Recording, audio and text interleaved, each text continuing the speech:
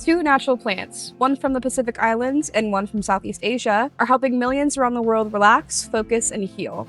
But governments want them banned. So what's the truth? Are these plants actually dangerous, or are they just misunderstood? Let's uncover the real truth behind the stigma, the science of kava and kratom. Well, come follow me. I'll show you guys our products. Come this way. Personally, I really enjoy our crushed yellow strain. That is just me personally. We do have a lot of other options for different effects, different feelings, and we're gonna get into that.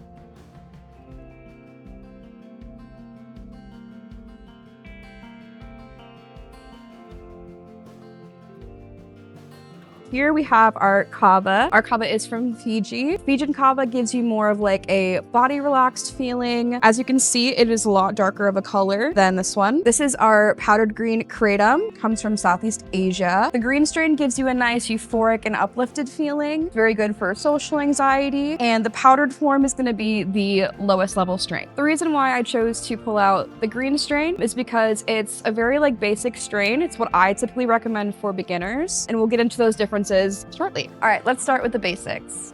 So here I have kava. Technically, here we have kava. So kava comes from the pepper plant. Scientific name is Piper methysticum. And kava is very good for giving you like a nice buzz. The specific strain that we have is Fijian. And Fijian gives you a very relaxed body feeling. And what's cool about kava is that it gives you a nice buzz without clouding your mind. So you're still able to think, you're still able to function, but on an elevated level. And it also doesn't take away your sense of reality. It's not alcohol, it's the root of a plant. So I'm gonna take you guys along through the brewing process with me. The way that kava has been brewed has been the same for thousands and thousands of years. We haven't changed a thing. We're gonna get started. So first of all, you're gonna get your kava. We're gonna cut this open, obviously.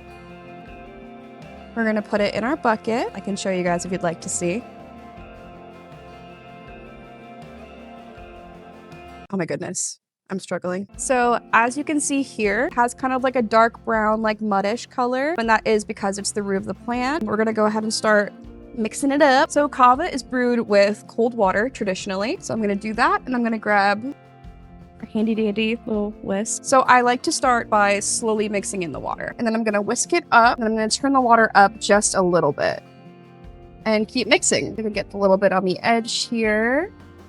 And the cool thing about kava is that the way that it's been brewed has not changed for thousands and thousands of years. So we're using the traditional method for this. Once you see that it's all nice and smooth, there's no more like powder to it, that's when you know that you are done. And there's that kava for you. We also do like to put a label on our product. We recommend that you don't keep it in your fridge for longer than 5 days. We're gonna go ahead and put it in here. This helps to keep it the freshest it can be. All right, so next up, we are gonna go ahead and brew our kava extract. So as you can see here, this is the kava extract powder. If you look at that color, and you remember the color of the kava that we just brewed, you'll see that this is clearly much, much, much brighter. And this is because kava extract is just strictly the alkaloids in the kava. They're called kava lactones, and this has 30% kava lactones. So she's pretty strong. So even though we use cold water for our micronized kava, we do use hot water for our kava extract. We're gonna go ahead and break open this packet, and then we are gonna go ahead and put it in here. And then just like how we did with our micronized kava, we're gonna stir this up nice and good. The goal is to make sure that there's no powder left over, so you want it to be smooth. All right, so this is what the finished product of kava extract looks like. You can see that, it's not very translucent. It's very like solid color. And this just shows how concentrated it is. The more transparent that it is, the less in strength that it's gonna be. We're gonna go ahead and label this once again. All right, so next up, we're gonna go ahead and get into our kratom. So I'm gonna get into the difference between the two as well, between kratom and kava. So kratom attaches to your mu-opioid receptors, while kava interacts with your GABA receptors. So they each kind of give you a little bit of different effects, and they're also from two different plants. And while kava is the root of the plant, kratom is gonna be the leaf. We have a few different strengths here. This is gonna be our powdered form that we're gonna start out with, which this is just the leaves ground fully into a powder. And this is our green strain, which as I mentioned earlier, it's a really good like baseline for beginners. Gives you a nice like euphoric effect, good for social anxiety, makes you a little bit more social and happy. And the different strains that we offer here as well are red, which is really good for relaxation. It's a natural anti-inflammatory as well. We also have a white strain, which is great for energy, and a yellow strain that's really good for like focus. It's really great for people who are coming in to get some work done or who are like students working on schoolwork. And it's really good to mix the white and the yellow together as well. It's a great combination. There's also a strain called Gold that's pretty popular out there, but here we only serve yellow. So the reason why each strain is named after a color is because it's all based on the way that they dry the leaves and like the color of the leaf. All right, so in order to brew our powdered kratom, got another handy dandy whisk, and I'm gonna get a little measuring spoon. I feel like a chef right now. Alrighty. So this is what the powdered form looks like. If you want to take a little look at it, a little look-see, this is what it looks like. You can see that it almost has like a green color to it. Alrighty. So we have les buckets, and we're just gonna start scooping some in. So with the kratom, we're gonna go ahead and use hot water because kratom is a tea. So we're gonna go ahead and brew it like you would with any other tea. We're just gonna start out with a little bit. Gonna get all of that off of the edges, and that's perfect. And we're gonna go ahead and we're gonna stir it up all nice. I literally feel like a chef right now. The awkward silence of me stirring is so funny. All right, so once this is all nice and mixed in, exactly the same as like the micronized kava and the kava extract, so you pretty much just mix it until it's nice and smooth. And then we are going to let this sit until it cools. And you're done for now. Whenever the brewing process is done, we do just top it off with some more water, and then we go ahead and put it in the fridge to keep it nice and fresh. Next up, we're gonna brew our crushed leaf. I'm also gonna start with that green strain. So this is the exact same as the last one that we did, strain-wise and effect-wise. Green is good for like euphoric kind of feeling, nice and uplifting. But instead of being a powdered form, this is gonna be the leaves. They do is they grind up the leaves and they press them, and then we brew it into a tea. So I'm gonna show you how we do that now. First, we've got our handy dandy brew bags. I need to stop saying handy dandy. That's gonna get annoying real fast. I'm literally in like chef mode. We've got these cheesecloth bags here. It's basically just a giant tea bag, and we're gonna go ahead and put these leaves right in here. So as you can see with this, it's not like a finely ground powder. You can kind of still see the little like leaf texture that it has to it. We're gonna get this in that bag. All right, and then we're gonna tie it nice and tight. The goal for the way that we tie these is to make sure that the leaves just don't escape out of the top, because nobody likes leaves in their tea. We're gonna go ahead and do this just to ensure that none of those leaves get out. And then we're gonna go ahead and put it in our bucket. So for this process, we do fill the bucket with hot water all the way up to the top, and then we let it sit out until it's cool. We're gonna go ahead and just tie this in here. Make sure it's nice and tight so it doesn't fall out. And then we're gonna go over to our hot water. We're just gonna go ahead and fill that up. Fill her up. So guys, by the way, if anyone was wondering, this is my second favorite strain. Love her. She's great. Also our most popular strain with customers. Just as it's like a nice, like versatile feeling. All right, next up, this bad boy. She's thick.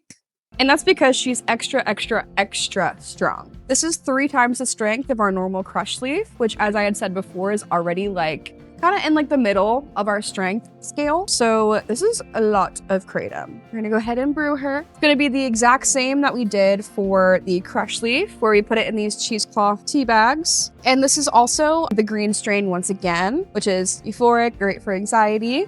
Still the drill by now. I'm gonna go ahead and cut her open. And then normally, the way I like to do this is I'll grab a cup to kind of help me make sure that I don't spill it everywhere. You don't have to follow me. Let me just grab a cup. And then I will go ahead and I'll put the cheesecloth bag in this cup, make sure it's all open, and I'll fold this over the top. Then I'll go ahead and I will take this and I'll pour it directly into that bag. And then as I go, I like to tap it down and then keep filling it up. I'm gonna do this again. Then I will go ahead and open up the bag a little bit more and top it off. And then I'm gonna tie this closed the exact same way that we tied our normal crushed green bags, just to make sure that none of those leaves get into the tea. And then we're gonna repeat that process with the rest of these leaves. All right, so I have our 2 bags of crushed green. And just like we did with the normal crushed green strength, we're just gonna tie these in here. If I can get this through, that'd be awesome. I can't get it through the hole. That's what she said. Come to X-rated trivia, folks. All right, so we've got bag number 1 tied. Now we've got bag number 2. You can do a little look-see in there if you'd like to see.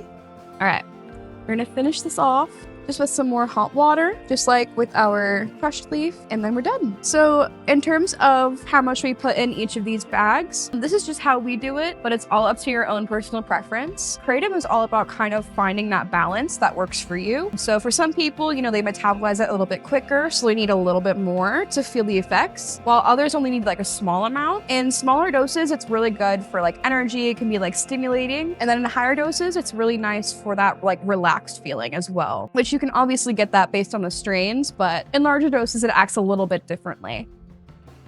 All right, so right here next to me, I do have 2 other buckets that I'll be brewing tonight. It's just 2 of our other strains. Here we have red, which as a reminder is our more relaxing strain. Really good for like any pain relief and sleep, of course. And then we have white for energy. And yeah, they're brewed the exact same way as I had already showed you. And that's pretty much it to brewing crushed leaf. So when it comes to kratom, it's not about, you know, what's like stronger or weaker. It's all about finding like the perfect balance for you. So the $1 million question is, if these plants have so much potential and so much like positive effects, why is there so much controversy? Well, it's because there's been decades of political pressure, sensationalized media, and lots of misinformation. So the reason that there's all of this misinformation out there is because there's a lot of studies about how kava and kratom can have negative effects on your liver and give you some liver issues. But recent studies have shown that it's actually not kava and kratom at all. It's the extracted version of it, to the point where it becomes like synthetic. But like the natural form of it, like the tea that we are brewing, you know, the micronized kava we use, the kava extract, those are the ones that are gonna be good for you. It's the 7-OH that's not gonna be good for you. With the majority of the kratom deaths that have been reported, the death wasn't even really related to kratom directly. There were always multiple substances involved. So why? Because these natural plants are what's challenging super powerful industries such as like pharmaceuticals and things that are making a lot of profit. Well, when it comes to the future of kava and kratom, it's very dependent on facts, and the science is catching up. A really great organization to look into if you want to know some more information is the American Kratom Association. They're always doing research, you know, talking about new studies, very informational about anything you need to know about kratom. But at the end of the day, with all of this, truth always finds its voice, and education is what gives it that voice. So what I want you to take away from this video is that these plants are not the problem. The misinformation is the problem. Thank you guys so much for watching this video. We post every Monday and Thursday, and we're always posting more educational content, not only on our YouTube channel, but on our Instagram, our TikTok, and even in person if you want to come check us out. My name is Mac, and I'm a kava tender here. If you guys ever want to stop in and say hello, I would love to see you guys. Thank you for watching.